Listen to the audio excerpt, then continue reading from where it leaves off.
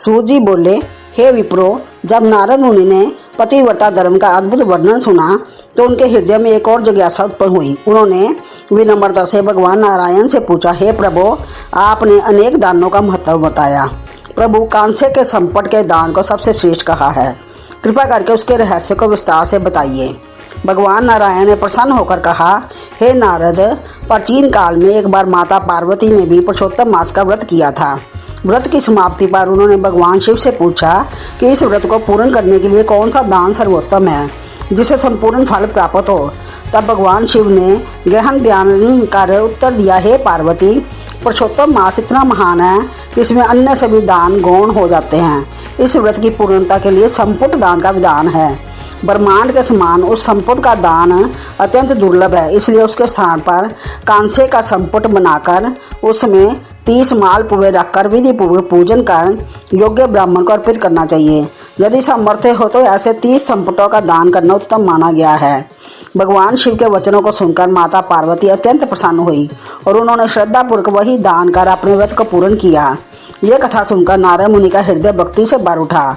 उन्होंने कहा, हे प्रभु, अब मुझे पूर्ण विश्वास हो गया है कि पुरुषोत्तम मास सभी साधनों में श्रेष्ठ है।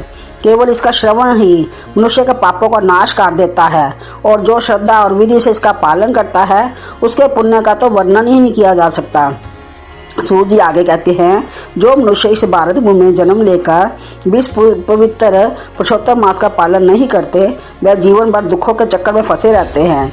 इसलिए इस मास में सत्य बोलना, दान देना, ब्राह्मणों का सत्कार करना और भगवान का भजन करना अत्यंत आवश्यक है। इस मास में विशेष रूप से भगवान श्री कृष्ण का ध्यान और पूजन करना चाहिए। श्याम वरण, पीताम्बरधारी, मुरलीधर, राधिका सहित पुरुषोत्तम भगवान का स्मरण करने से मनुष्य के सभी कष्ट दूर हो जाते हैं। सूर्य जी ने यह भी कहा कि इस महात्मा का श्रवण, पठन और लेखन अत्यंत फलदायक है। जो इसे लिखकर सजाकर ब्राह्मण को दान देता है वे अपने कुलों का उद्धार कर दुर्लभ गोलोक धाम को प्राप्त करता है।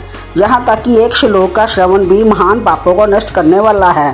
ये दिव्य कथा सुनकर नैमिषारण्य के सभी ऋषि मुनि अत्यंत प्रसन्न हो उठे।